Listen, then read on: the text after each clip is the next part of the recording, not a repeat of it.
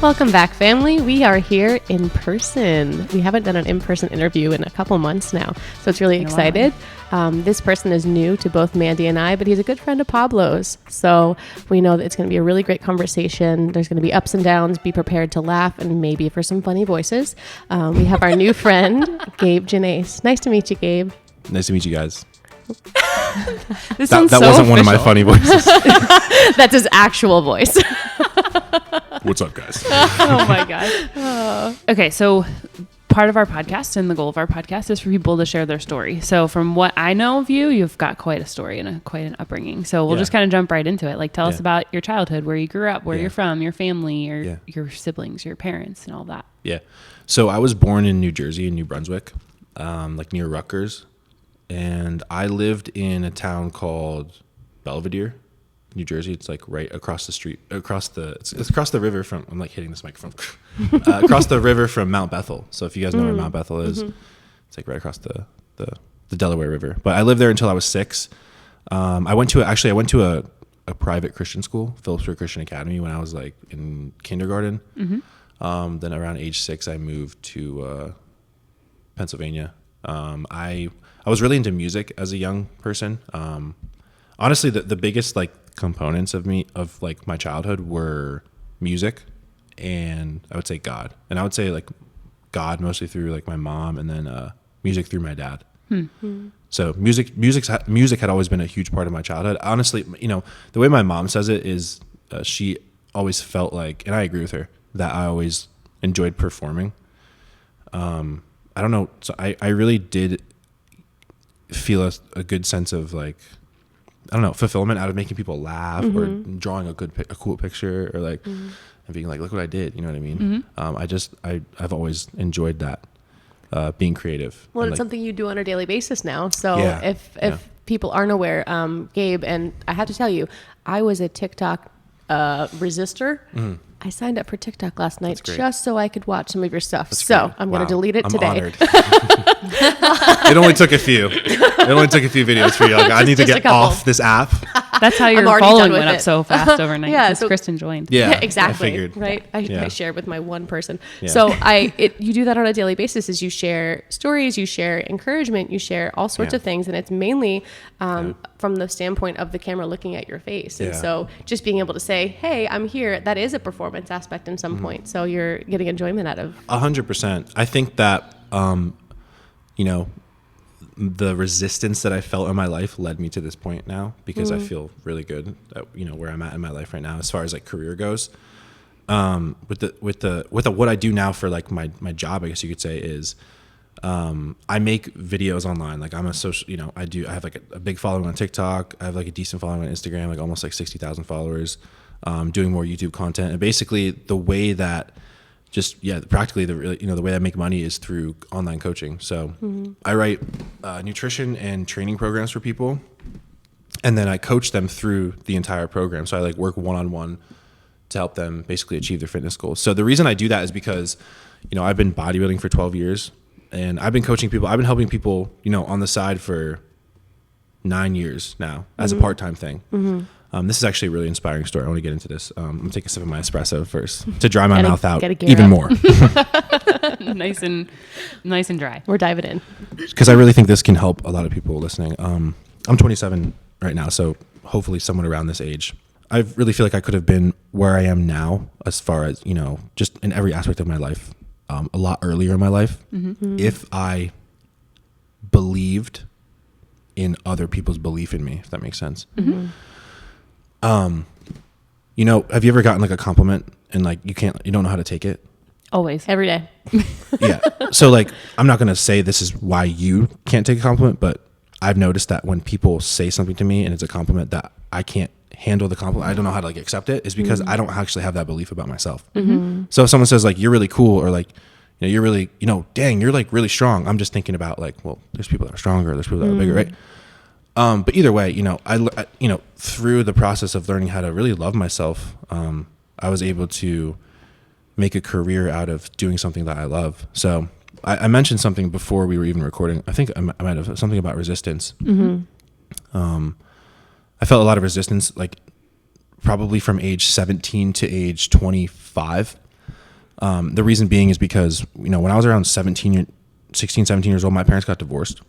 So going back to my childhood, I had a really good childhood, like really good. Like my dad was in sales, raised Christian, family. Like we went to Christian private school. And how many siblings? I have an older brother and I have 2 younger sisters. Okay. So there's 4 of you. Yeah, there's 4 of us. I had a really good childhood. Like I said, I was raised, Christian. So like I was very like aware of like God's presence and I felt like, a lot, and everything was like great. Like honestly, I had, it was all good, but early on, something that I really started to take like a liking to was music.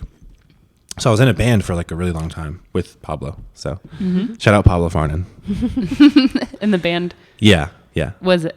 What kind of band was it? So it was fascinates me the kind of bands that you guys were in, and you were the singer. This is like really important to mention. So where I grew up and where I lived, like elementary school, it's a town called Bangor, Pennsylvania.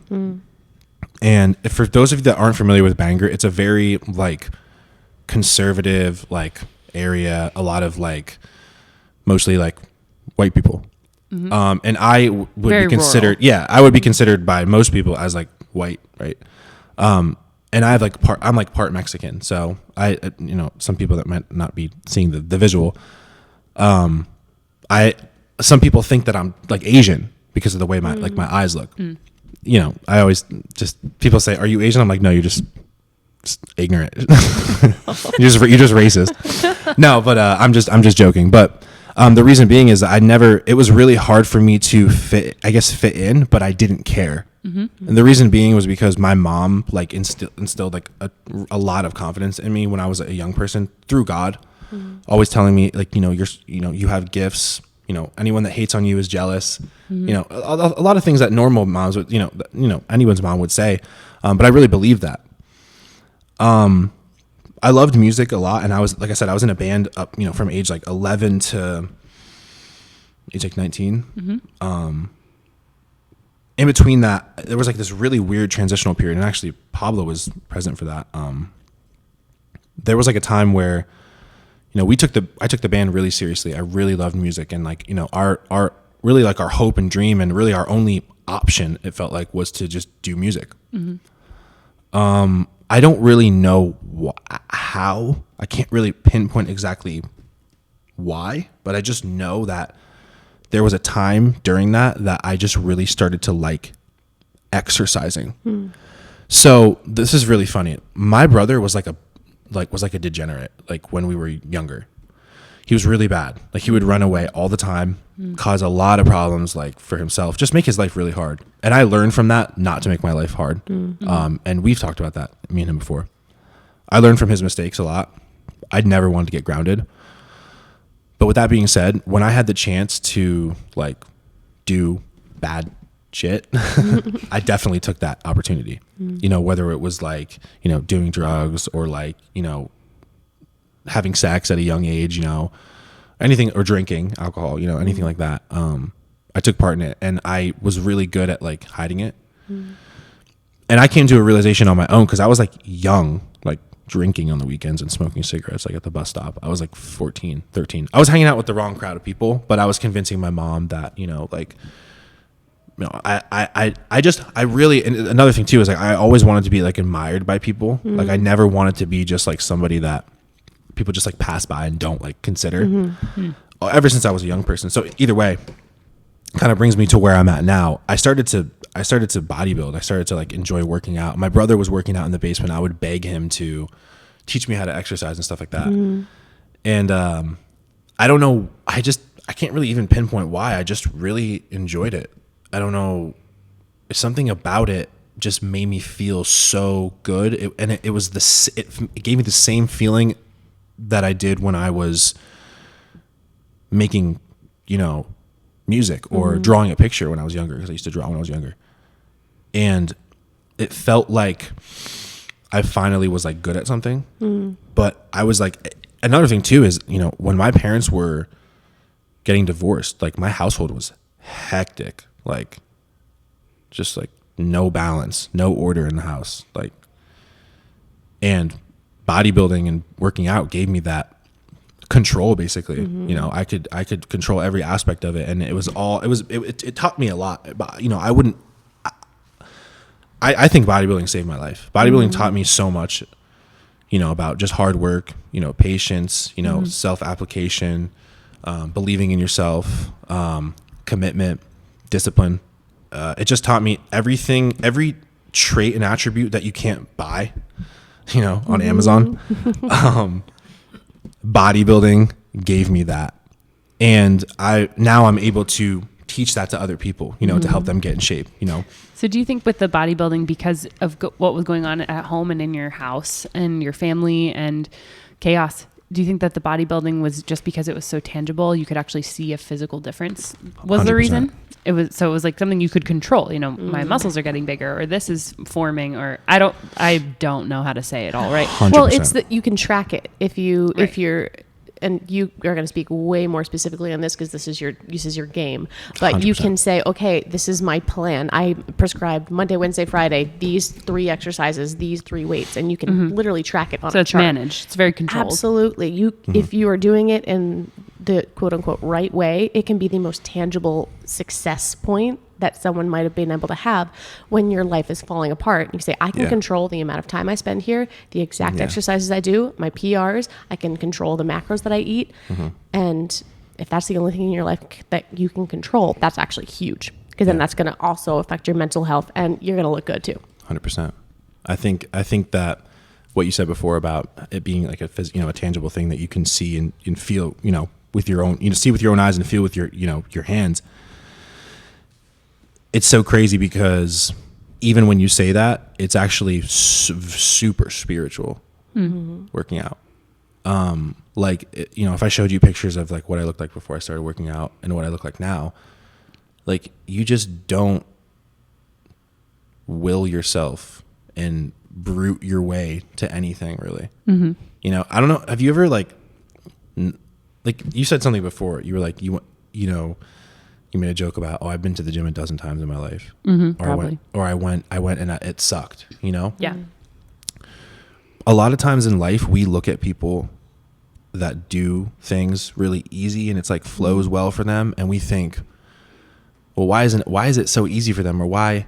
It just comes so natural. Yeah. Well, the truth is that there actually is a component of a natural, you know, a feeling that, hey, I want to do this. I want to be here doing this. I enjoy this. You know what I mean?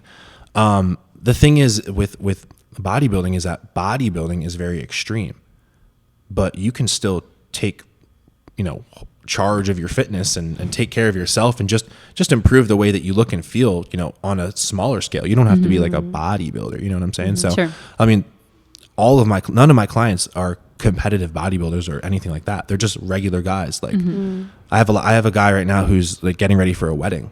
You know, I have a girl who's like going to be in the military. You know, it's just like basic stuff like that. And there's a different end point that they're trying to get to. Yeah. And really my coaching is, you know, like very much based off of taking what you look like now and really making a real transformation, because you know, a lot of people spin their wheels for years trying to figure this stuff out. I mean, I've been bodybuilding for 12 years. Like, I've made so many mistakes. I've wasted a lot of time, energy. I don't want to say wasted, but spent. Because now it's really like I do get a return on it, because it's how I make, you know, a living. Sure. But I think it's having that aspect is super important. I think one of the most important things about the 2 people you just mentioned is that they had a specific goal. So you have someone who's getting ready for a wedding, someone who's getting ready to go into the military. So if people go into a gym and say, I'm going to work out, you're already 100%. You're in the gym, which is great. Good job. You walked in the door. That's 100%. the whole battle for some people. But if you don't know what your goal is, 100%. I just want to feel better. I want to look better. I want to be stronger, and being able to set tangible goals. We're talking a lot about the tangible progress. Yeah.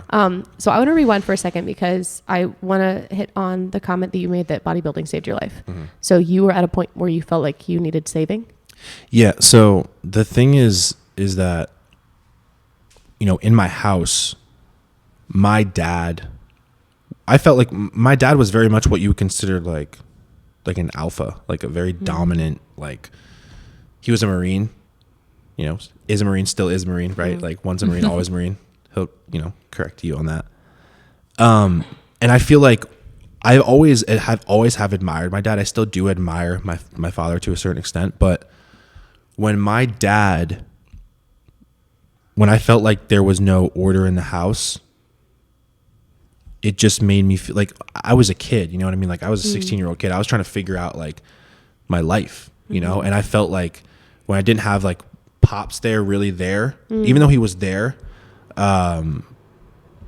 you know, mentally he wasn't really always there. And we have a pretty healthy relationship now, but the truth is that a lot of the time that I spent with, you know, my mom and my two sisters, not my brother as much, because my brother, another thing too is my older brother moved out as well when like I was probably like 15, and he didn't live in the house for years.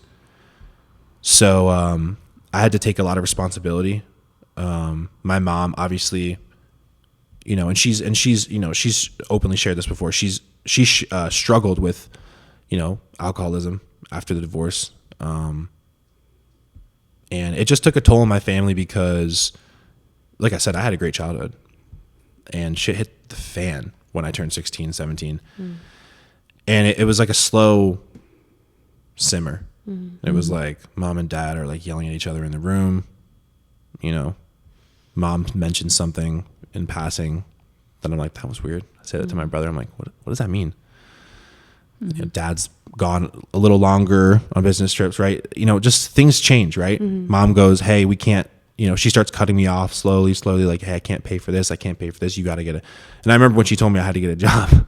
Now I'd already been working. So my mom, the way my mom raised us is that, you know, we had an allowance, but she did very much raise us to be independent. Like we always had chores. We always had stuff. Nothing was like given to us, you know, for free. And that really helped. That really helped in the future. But either way, it's just funny because the way my mom raised us is that she gave us these basic chores, but we never really learned about like money or anything. So that is one thing that stressed me out, was finances. And like I could, you know, I won't cry now because I'm not a bitch, but I'm kidding. I can vividly remember my mom wailing in her room. And it was like my mom, like this is like illegal. Don't do this. My mom sold the furnace like out of our house, like the heater, because like our house was basically like going to shit, like, and she needed like money. So I just want you to picture this, like family, like mom, dad, 2 older brothers, 2 younger sisters, dog, you know, my dad's in sales, making great money. From the outside, it looks like amazing. It looks great. And it was. I felt like, I mean, I was also too young to understand the logistics of most of their relationship. But it just like it slowly deteriorated, like after year after year after year. And it got to a point where, my parents ended up getting divorced, and like it was almost like overnight. Like I went from like living in like a nice place to like living into this like add-on house. It was like a mother and daughter suite to this house. But you have to understand, like I hadn't even worked my first job yet. Like I was so incapable of like being like, I guess like a man and like doing, you know, taking responsibility for like the family or anything like that. So yeah, it just changed my life a lot. And now my relationship with money is a lot better, but it's been a long time coming for me to change my mindset when it comes to finances, because I was in such a scarcity mindset for such a long time. So, well, and it makes sense too, because having that happen overnight, you had to become the man of the house if your brother and your dad weren't there anymore. So a 15, 16-year-old boy is living his life in a band, partying on the weekends, doing your thing, and then all of a sudden the next day you're running a household. That's not normal. Yeah, basically. And, you know, it was like I was in denial about it for a long time, because I was like, I didn't understand. Like when you're young, and I was blaming a lot of people I blamed my dad for a very long time.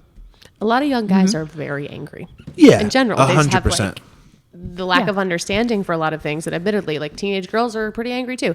But I just think as teenagers, we don't understand so much. And so we just get mad because we just don't have the brains to process it yet. Yeah. Yeah. It was, I agree 100%. I think it was just like, I'm so glad I had bodybuilding, because it was such an outlet, you know, for me. At least I had like a reason to wake up, like, you know, But I just remember like feeling so like, you know, just, you know how like I feel like every young guy probably has this moment in their life where they're like, I'm gonna take care of my mom and I'm gonna take care of the family and I'm gonna be the one that like makes it and all this stuff. And and I still have that feeling. Like I always will have that, I feel like, within me, like that like teenage like angst almost, like that anger, like that that drive. It honestly, I like never want to lose it, you know what I mean? I don't want it, like it won't destroy me, but I always use it, you know. I always think back to of course time. Well, it was such a foundational pivot point in your life, and people I mean, we've referred to them kind of as pillars, and that was a pillar in your life that changed direction for you. 100%. If that wouldn't have happened, you wouldn't be where you are today. And 100%. I know that's cliche, but it's true. 100%. And now as an adult, you know how to harness it. Yeah. Or are learning better to do that. True. Always in progress. Yeah. Mm-hmm. I'd been in and out of like very long relationships during this time period. I had a girlfriend. We were together for like 6 years. We ended up living together when I was 19, you know, very young, too young for us to be living together. We both had like minimum wage jobs, but we were making it work. And I remember she wanted to get married and have kids. And I was so scared of that. I literally freaked out. Like I freaked out, just cause I just wasn't ready for it. And I remember like, I just can look back and remember these, what seemed like small, insignificant decisions ended up being huge, massive, life-changing decisions. In order, for example, staying with someone or leaving someone or moving somewhere or, taking a job or just, I know honestly it sounds crazy, but even just having a simple conversation with somebody could change your life. When around age 22, it's actually a really inspiring story. Around age 22, my mom decided that she was going to move back to California. She grew up there. So my mom was like, I'm moving. I was like, I'm not ready. Last minute, I decided to go. I ended up going out to LA and living with my friend. And just, in the back of my mind, I'm like, all right, my mom's like in California. I'm in LA. She's in another part. I was like, if anything, I can just go back and just, live with her, which I ended up doing. I went out to California because in my head, I was like, I had just broken up with another girl. And I was like, okay, well, I'm just going to go out to California. I literally had 2 suitcases, like $500 in my bank account. It was like a tax return or something. And I literally sold everything. I sold my car. I just left. I went to California. During that time was such a transformational time for me in California because I actually still have a note in my phone. This was like moments after I had just basically cried on the living room floor with my mom. And I found this note in my notes from a while ago. I screenshotted it. But basically, when I was in California, I was just sleeping on my mom's living room floor. I didn't even have a bed. My mom moved out there on a whim. So she could barely afford to live out there. And I'm living there with my sisters, and we're all just very uncomfortable. So I wrote this September 17th, 2017. So this was a pretty good amount of time. I was probably 22. I wrote, it's kind of funny. I'm fucking fed up. As I lay on the floor of my mom's apartment, I realized that I can no longer live my life like this. I have no choice but to move up in life. It is life or death. And I told you, I just got done literally crying my eyes out to my mom. I felt like a failure, and I was really angry at my dad and I had no money. And my family's still suffering, and it killed me. And I just remember how driven I was. And I would just hit the ground running every morning, literally running and job hopping. I was knocking on every door, trying to get a job. I finally found a job, and I was riding a bike everywhere in California for the first 5-6 months. I ended up getting a sales job where I was selling disposable laundry sheets. It was just it was crazy. I finagled my resume. I totally lied in the interview because I needed sales. I felt like I needed sales experience because I was listening to a lot of I was trying to self-educate. I was listening to a lot of podcasts, and everyone's get into sales. You can leverage your income better, right? And you had seen this too growing up with your dad in sales. Yeah, and my dad was in sales. Yeah, so I was like, sales? I'm like, what's that? So then I get into it. I end up working for this guy. His name is Clint. Shout out Clint. Clint actually changed my life. So Clint was this guy who, gosh.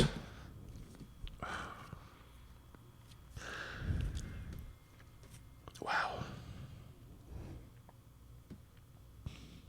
I'm sorry. It's okay.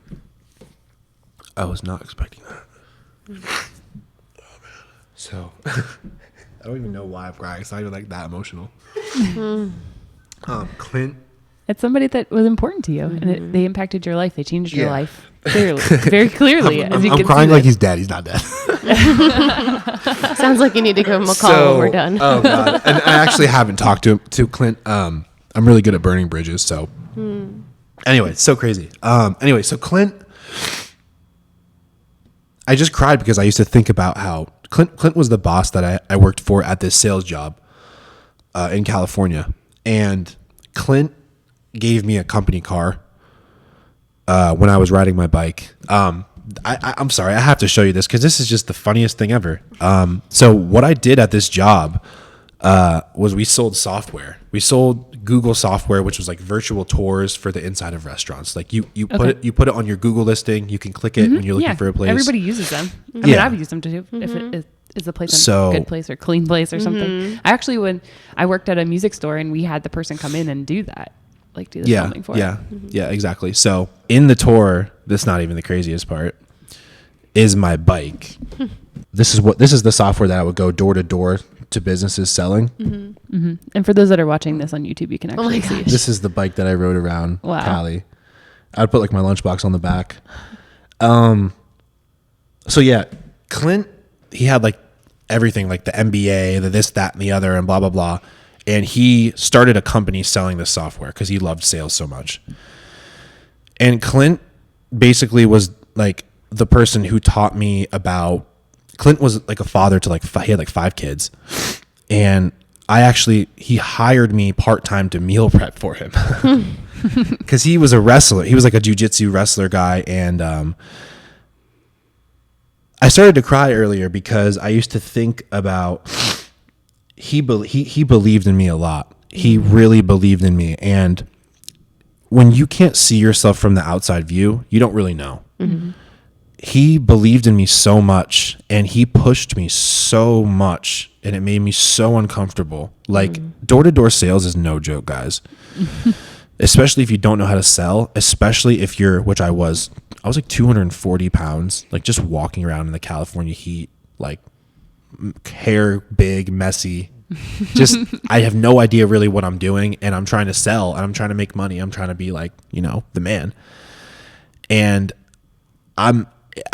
it mentally stretched me so much. And I just remember these long conversations that me and Clint would have because we would go on business trips. And I remember something he said to me that was so profound. And he said, there's nothing in this life. He's like, there's no better feeling than clarity, than being foggy and something being clear to you. Something where, like if I told you how to,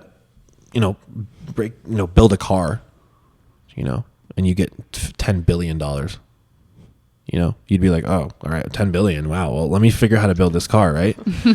Once you knew how to do it, you'd become so clear. You'd be like, wow, all the parts go together just like this. I know it's like a puzzle piece that I know how to do. And when he said that, it just made me think like everything's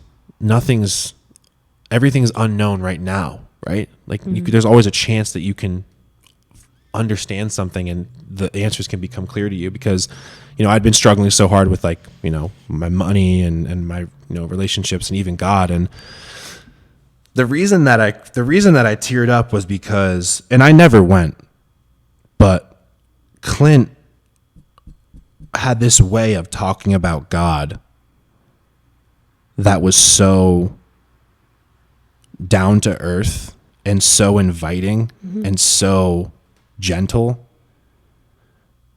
because he would always be like, hey, we do prayer before like our first sales meeting. He said, we do prayer at 7 before our first sales meeting. He's like, you're always invited. And I had time. Like I rode my bike there. It's right down the street. And I had time. I never went. But just thinking about that, I cried because I was doing personal training on the side on social media. I was trying to build my social media business, and he knew that. And he knew that I was way better at that than selling this product. Mm-hmm. And he would say to me, he's like, I want to keep you here. Mm-hmm. He's like, but I know you're going to end up going and doing this. And I'm like, no, I don't really know, blah, blah, blah. And lo and behold, like now, if he could see me now, like, cause like my Instagram was not growing back then. Mm-hmm. I was trying so hard. I just wasn't budging. Mm-hmm. Luckily with, TikTok and now the way that, Instagram Reels works, you can grow your page a lot faster now. Mm-hmm. But if he could see me now, I think he would be really proud of me. But the thing is, what I do is I have done this with multiple jobs, because I ended up moving back to Pennsylvania, where I just leave, where like people have done things for me and I basically just like dip. Like I pretend like I don't really owe them anything, which really in retrospect, you don't. But I felt like I did, and I felt like I had left that door open. I guess the reason I got so emotional about it, because when he was inviting me to prayer, it just made me think about, it just hit me all at once about all the people that have helped me. I don't even know why. They just have helped me, and they just believed in me when I didn't believe in myself. And I literally would not be here if it weren't for those people. A lot of people's parents helped me, of course. And I'm just so great. I'm just forever grateful. Yeah, honestly, because it's crazy. Like, because I look at my life as like a slingshot. Like there was a long time of this like winding back and this like stretching, right? And then like the resistance. Yeah, and it was painful, because it's like, what am I going to do, right, with life? And as a young man, you want to be, you want to take care of your people, And in the past like 2 years, it's just been like my career has like completely blown up. I mean, my relationship with God is better than ever, which is crazy, because I literally like 2 years ago, or not even like a year and a half, was like not even considering spirituality by any means, because I was really into like stoicism. I still am. I think there's like some good, teachings there, but I was like all stoic. I was like, there's no such thing as like God. There's no such thing as like the spiritual. Then I started to sound like such an idiot. I was like, everything in my life is spiritual. Everything I've ever gained has been because of God, right? And when you say stuff like that, it sounds so like, I almost don't even like saying that, because it's so loaded, And this actually has to do a lot with my current girlfriend. So I'd been building my TikTok account. My TikTok grew from like, no joke, like 10,000 followers to like 280,000 followers in like 3 months. That's rapid. Very fast. Wow. So I was obsessively posting videos. I was posting 20, 30 videos a day, unreal amounts of content, and like good videos, like not like, actually like funny. Like I was funny guy. I was on something else.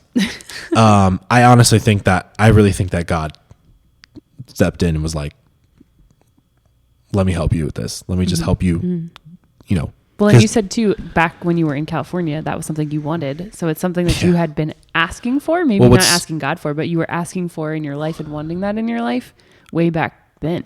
I mean, quite literally, I wanted to make money being an online coach and be my own, be a business owner. There's actually this crazy story. There was a company that I DM'd. I called the company on Instagram. Like I was 22. I was like in Venice Beach one day, and I was like, I'm gonna get sponsored. I'm gonna call this.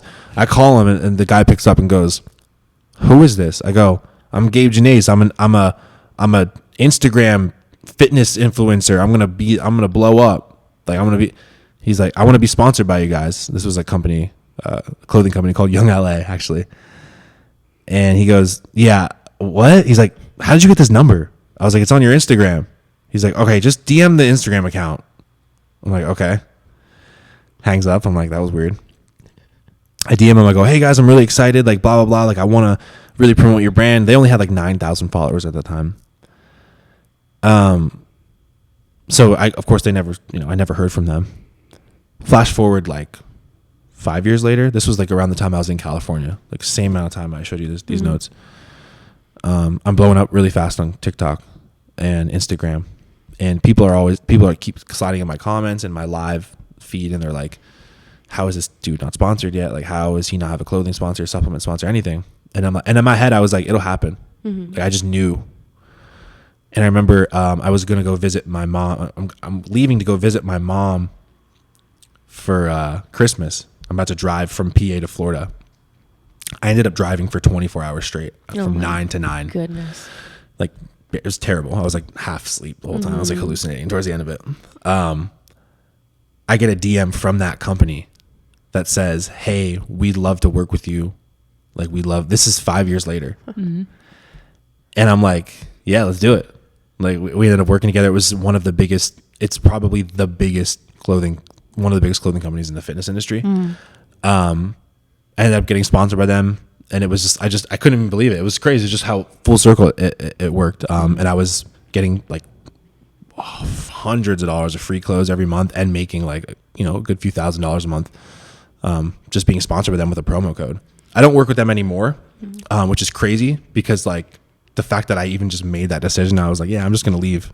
Like, I'm going to put more of my focus into my business, my own business. The fact that I was even able to do that and just like confidently do that and just say like, oh, like, I'm leaving one of the biggest clothing companies in the business to go focus on my business, really double down on my business, was just a crazy feeling for me to do that. I think that goes very parallel to a fitness journey and a fitness goal. You don't get strong overnight.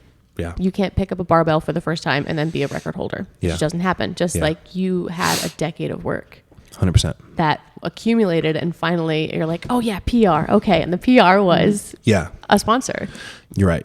Really, the big PR for me is like, I was a kid basically who did not believe that I was worth more than what I was doing. That's why I was working. Pablo knows I was working these jobs that like, I'm sitting there and I'm like, I would never act like I'm better than anyone, but I was self-aware enough to know that my value was not here at this workplace, at this warehouse, at this dishwashing job, at this landscaping job, at this sales job. I knew it. And that's actually what killed me, is that I could literally make, I could make my monthly bills selling coaching. I showed myself that I could do it, but I wasn't doing it full time because whatever reason. There was a time at my old job, the most recent, 9 to 5 job, which really was like a 7 to 8 job, 7 to 6 job. Shout out Jason, great guy, another great guy that I burned a bridge with. One day we'll talk again, but I ended up taking this job really seriously. He helped me out a lot. This guy, he gave, I had like a work truck, we were, doing basically like fertilizer and weed treatments and stuff like that. And I was getting paid like, over $20 an hour. Like, good. I was making, I thought I was doing well, and I was, I was able to get a car. I was able to, get my own apartment, and, I took the job really seriously. I got promoted like really fast. He was like, because of my sales experience, my made up sales experience that I literally lied about on a resume, but I did have sales experience up until that point. He wanted to bring me out of the manual labor side of the work and just start an entire sales team and like really like double the profits of the company. So the opportunity was there. And I remember at work, I would drive to and from Jersey, like almost to the beach, like freehold, like far. And I remember there was this one time I was on this lawn, and I started to feel a lot of resistance with this job because it was destroying me physically. Like, oh my gosh. The job was, we would go to these lawns and we would spray chemicals on these lawns. We would walk on foot. So we would do we're talking huge lawns, like rich people, like lawns, just walking the entire thing, spraying it with chemicals. I remember there was one time I literally because you would move your hand like this to spray, like you'd spray like wide. And I remember I literally one day I just like threw the hose, and I was like, tears started pouring down my face, and I left the hose in the lawn. I go into the car, I turn the machine off, I go into the car, and I'm like, I can't do this anymore. I literally feel like, I felt like I was going to kill myself. So I was like, I got to leave. I got to leave. Maybe not now, but I am leaving. Mm-hmm. Not even like a week later, you know, I was like waiting for something. I got into like an argument with, because the morale was low because we worked all through COVID. Mm-hmm. And you have to imagine I'm considered a leader in the company. I'm considered like a manager, and I'm acting like shit at the job. I'm being negative. You know, I'm coming into work with my sunglasses on like a douche, acting like I don't care about anything, which I didn't. And I was like, I can't do this to them anymore. I can't do this to myself anymore. And I remember I got into an argument with one of my managers. He said, he said something to me like I didn't like the way you talked to me or something like. And I said, honestly, I literally looked at him and said, if we don't end this conversation right now, just right now, if we don't stop talking to each other right now, it's going to get so ugly. You wouldn't even be able to believe it. We're both going to regret it. Let's not talk. I went to do my day, do my work. I get a text from my boss about a property that had weeds growing on it. So the incident happened in the morning with the one manager. My boss texts me and texts the whole group and says, I went to this house. I got a call. You never treated their weeds. If this happens again, you're instantly fired. Middle of the way at the job that I was at, I wrapped up my hose. I floored it home. I grabbed all of my stuff and I just left. Just bought a new car. Just started to rent this apartment here.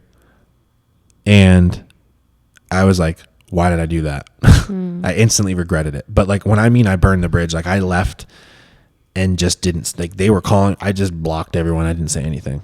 And keep in mind, my brother still worked there. I got my brother a job there eventually, and he still worked there. So I left and I started to do Lyft and Uber, like, because I was like, because I was so destroyed physically at this job. I was like, I just need to pay my bills and not like kill myself physically every day.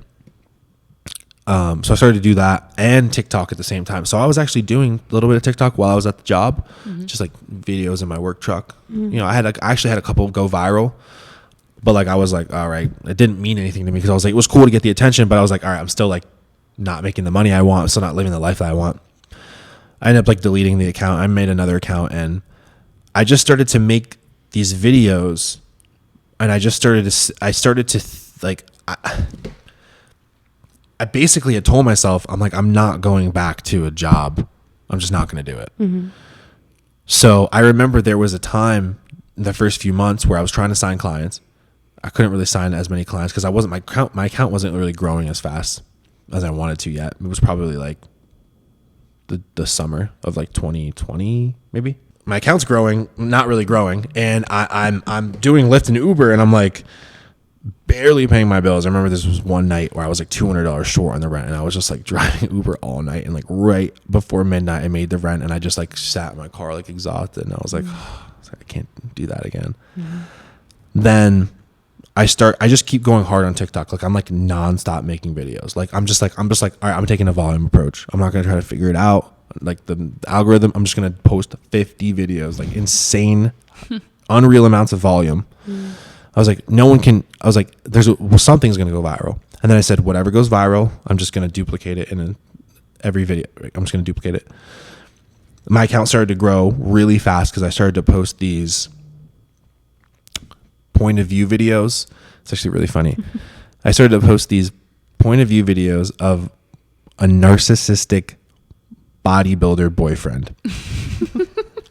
So I would basically act out this boyfriend who would I've actually seen them. I haven't seen these. Yeah. The They're old. So I've had a lot of different types of videos go viral, like that aren't even like fitness related, but these were like the first kind of, and I'm wearing a tank top in a lot of these videos. So, and I'm saying, I'm making jokes about bodybuilders. I'm making jokes like saying like, telling my girlfriend I'm going to break up with her if she eats carbs and like, telling her, just stupid stuff like that. And like, just like making like bodybuilding like the most important thing, like more important than her like grandma's funeral and stuff like that. Just like stuff like that. Just and people are like, is he really like this? Like, and then, you know what I mean? People are like, are you actually like that? You know, of course I'm smart enough to know what is going to trigger people. So whether it was good or bad, I just wanted to get traffic to my page. So when my account was growing, I was like, well, this is a great way to I should start monetizing my coaching business. So it's so funny. I literally just I just put my email in my bio and I go, email me for online coaching. Yeah.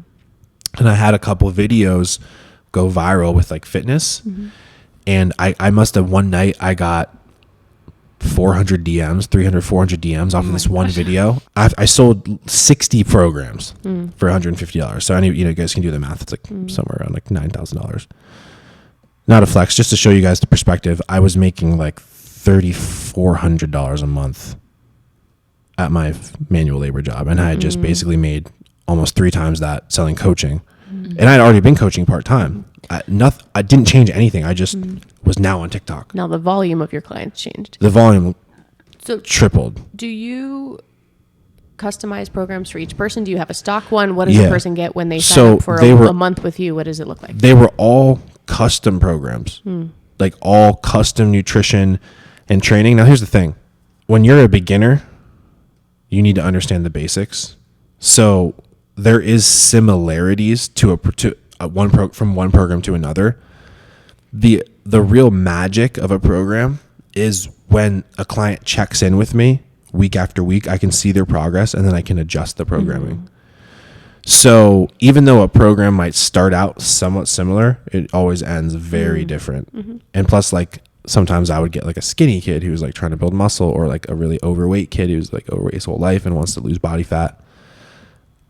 Once I showed myself that I could bring in that amount of clients, I was like, I can never go back. I told myself, I can never go back. I have to do this no matter what. I said, even if like I don't want to like die an online coach, like do it forever and, work with 1,000 clients. Like, I knew it was so practical. I was like, I can help people get in shape. I've been doing it for years. I had been doing it since I was 19. So it just proved to me that I proved to myself that I can do it. And from there, the rest is basically history. Yeah. It was life-changing. Yeah.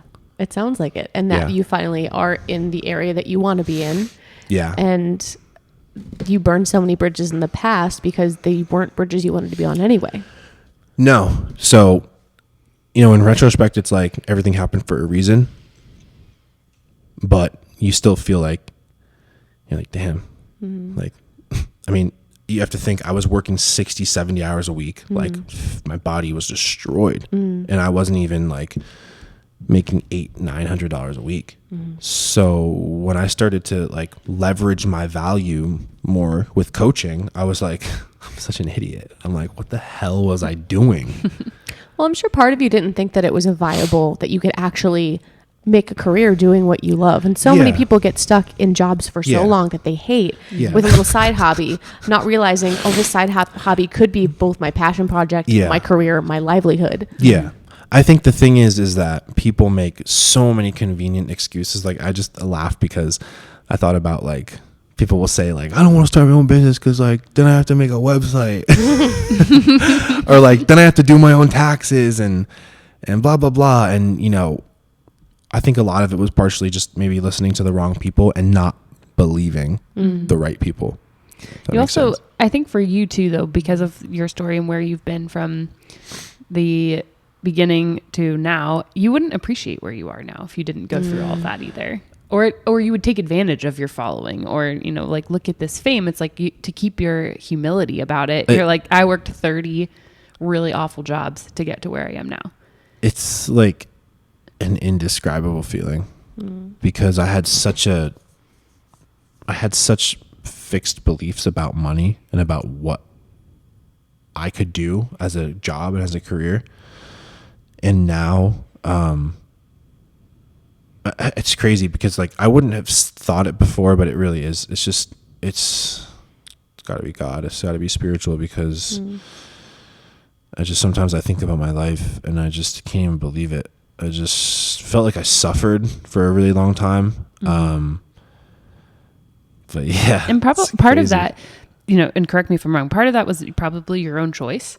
And part of that was also 100%. Just the circumstance you were given with your parents' right. divorce. So it was like you said, a mindset thing. So, it is true. Like God was still using you in those moments, and he knows all those bridges that have been burned, but he's using your story because, you were in this mindset of like, I'm worth $800 a week, and this is like what I'm going to do, even though you hated it. Yeah. But you didn't see it was almost like that ceiling had to explode for you to be like, wow, I can actually get 60 clients in a week or something like that, in order to just even see your potential that you knew was there, but you didn't know how to get there. Yeah. I think people, they don't really understand what they're capable of. I didn't, I think that a lot of it has to do with just, gosh, man, people they beat themselves up so much. They can't let go of their past. They can't forgive themselves. They just make their lives so much harder than it has to be. And like the way I live my life now, a lot of it came from simplification. It came from getting rid of the garbage and nurturing the good things, and making them better. So yeah. I'm just thinking as you're talking, the thing that keeps coming into my mind is the American dream, like the way you're talking about it. But the way the American dream was, in the way that the American dream came to be, was by manual labor jobs. And now the American dream is shifting and changing to something totally different. And so it's almost like that slingshot analogy you were using, I loved, because it's like that slingshot has now been shot and it's fired, and you're kind of like going through the air there and doing your thing and achieving a dream that you had for years that like the American dream quote is not that. Like it looks so different now. So it's like really 100%. Just changing what your perspective is and changing the mindset of like, what is a dream? And for you, it's owning your own business and being sponsored and making very comical videos on TikTok and very relatable too. Like your most recent one when we're talking is like the heat electric bill because your heat was blasting or whatever, like I could totally relate to that. My house is always freezing and my electric bill is so high, but like, it's just, I don't know. It's just something I think anybody can relate to you because you're real and you're honest, and what you've gone through and your story, even just you sharing this today is like, is being vulnerable and opening up to people that where you got to now, it didn't happen overnight. And it didn't happen easily. And it didn't happen quickly. No. Honestly. So no, not at all. When I make content, pretty much outside of like some really like ridiculously funny stuff like that, I'm trying like ridiculous, not like ridiculously funny, like on a super funny, like just like ridiculous. Like, why is he saying that? So ridiculous, it's funny. Like, why is he saying? Yeah. Even with that stuff is like, I really do want to make people laugh. Like, I love stuff that's funny, and I don't laugh at a lot of other people's stuff. Like, I just don't really think that a lot of people are funny. I think like 4 people are funny, like on planet Earth. And you're one of them. Yeah, like, of course. Well, you got to think highly of yourself. No, I'm just kidding. No, definitely not. When I make videos, I'm always thinking of like talking to my younger self. So I would say this. I would say the majority of the message I'm really trying to talk to is the person I'm really trying to talk to is like maybe like around the same age as me. I think I'm 27. This is the time where a lot of people have already graduated college, got married, did the whole, what they think is, and I would never judge anyone. What you think, what you want in this life, and you get what you want out of this life. If you want to do that, before a certain age or after a certain age, you should do that. I just feel like men especially, young men especially, or my age especially, it's such a weird time being 27. Because a lot of guys haven't really maybe accepted the fact that, hey, no one's coming to save me. And a lot of guys are still hung up on the whole, haven't found my passion yet. I hate this, job, that blah, blah. I think because in my experience, I did hate my job but I just listened. It sounds so corny, but I just listened to my heart, which I think is listening to God. And I really just got real about my life. Like, you know when something's off. Mm-hmm. Like, God will talk to you in a way where he talks to everyone in maybe a little different way, right? But I feel like it's so important to really, you could call it your inner voice, you could call it the voice of God, whatever you want to call it, is just to listen to it and remember. And just like from my perspective, like I literally used to sit in my car and just think like, am I ever going to do something significant? But that's the thing, is like thinking about it never got me anywhere. And I feel like it's so, really the point I'm trying to convey is we all kind of think the same stuff. We all kind of go through the same problems, but we want to act like our problems are specific to us.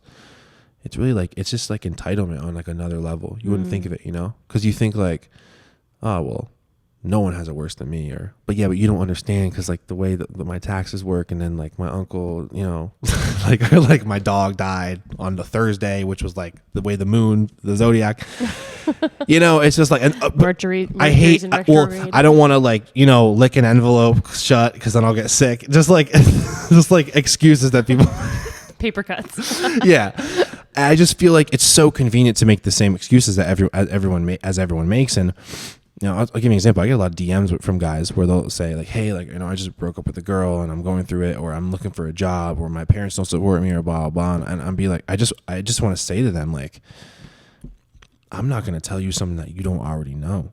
And I'll say something to people that like, I'll be like, hey, you know what to do. Like, you know what you got to do. And they'll be like, oh, dude, you're a fucking genius, man. Thanks. And I'm like, but the truth is that that's not really the genius. I'm not telling them they don't already know. I'm just reminding them of stuff that is the truth, right? Mm-hmm. And I think you need people to remind you of that. And like I'm saying, I try to make content talking to my younger self to help my younger self. Like I said before, like really, literally the reason I got emotional was because if I didn't have those people, those selfless individuals, like I can't even think why. Mm-hmm. Why would they help me? Why? Because if it wasn't for them, I wouldn't even be able to have the reach that I have now, where I get DMs from kids that they're like, you have no idea how much I'm like, still when people say that to me, I'm like, okay, well, maybe he just doesn't know any better. Maybe he just has a low standard, right? That's still, I still got to work on that. You know what I'm saying? So it's an ever-growing journey. But all I want to say is to just kind of wrap up that point. I think it's really important to just believe in yourself, but just like know that like, man, you got it, dude. You got it in you. Like you have so many amazing things inside of you already. Like it's really not about more. Maybe it's just about just like cut out all the noise, all the unnecessary, right? And just nurture the clutter and find that clarity. Yes. Find the clarity. The more you keep talking about these individuals, full circle. There it is. She's like, guys. Did you hear that? Did you hear it? Did you see the connections? I felt. The more you talk about these people and how it just doesn't make sense why they're so selfless, I'm really it was the love of God. Yeah. It was the love of God in human form. Yeah. Love which does not make sense, is absolutely endless, does not judge, and it's just these people. You needed that tangible. We talked about a lot of tangibles. So true. God knows you need that tangible person standing in front of you. Yeah, to just show you this is what selfless, gracious love means. 100%. And 100%. People have said to me, you have like I'll get comments sometimes where you're like, you have a way of explaining things that makes so much sense to me. And I'm like, that's a gift from God. God allowed me to take complicated shit and make it simple for you to understand. Do you know what I'm saying? When people say gifts, talents, and abilities, they think like, oh, like you can dunk a basketball, or like you're really good at math, or like, whatever it is. You would never think like, oh, like one of your gifts is like to be able to like explain stuff like really good and like feel. But like, how would I even have known that, right? Someone had to say like, did you know that like, and I'm like, really? Thanks. Maybe you're right. You know, honestly, this whole podcast can be boiled down to one topic. When people love you, they'll believe in you, and you don't have to really believe in yourself. Yes. But if you just can hold on to that belief that they have in you, that's like, cause it's like, cause when you're like, well, I believe in myself, but I'm also like not good at like singing, or I'm not good at like, I'm not like athletic, but like, I feel like some people from the outside, they like only see the good in us. They don't use the bad as an excuse because they're not thinking through our heads, you know? We make excuses. Like they see the only, like, they'd be like, I'd be like, oh, yeah, I'm going through. I'm like, someone else from the outside view is like, what? Gabe, you just do step 1, 2, and 3. I'm like, yeah, but it's not that simple, but it is. It is that simple, right? And I just think we need those people. Just, people, man. I wouldn't be here if it wasn't for those people. So, yeah. And at the end of all of our podcasts, we ask our guests for a song. Being music therapists, we have a playlist on Spotify, so all of our listeners can listen to it. There's a song for each episode, and I think you have a lot to pick from. So if you need to pick 2, you can pick 2. But if you have one that you would either summarize either a season of your life or your life currently or the story of your life, not the band, and what would you choose? Yeah. This song's called Healer. Oh my gosh, this is just so powerful. So in these, it is like a heavy song. And you were, I have to just say this. You were the lead singer of a heavy band. Yes. Yes, I was you should give us a screamer. Yeah. No, definitely not. I'm not doing that. A little sample. So in the song, he says, I was praying for life at the depths of my soul. I surrendered the ego, returned with control. Everything is as it should be. All that is and ever will be. The vision is clear. Is that not some of the most powerful lyrics you've ever heard? Clarity. That is literally, when I hear that part, it makes me think of, I was praying for life at the depths of my soul. Because the truth is that, you'll know when your soul is calling out to you. You'll know. Because you will feel so much weight and resistance. Like you'll be like, why is this not sticking? Am I just lazy? Am I stupid? No, some things are just not for you, you know, or your soul calls out to you to guide you, you know, and then the second part, he says, I surrendered the ego, returned with control. Wow. That's crazy. Like, I feel like our ego is, you know, that voice, right? Like once you surrender the ego and once you like, don't, you know, give it to God, man, just give it to God. And then you actually have control. When we try to control is when we lose control. When we give it to God is actually where we gain control. And then when he says, everything is as it should be, all it is and ever will be.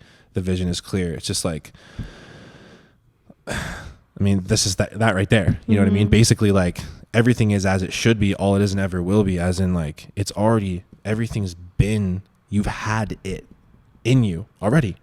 You don't need. Like, you know what I'm saying? You already got it in you, man. You just got to do it. You know what I mean? Yeah.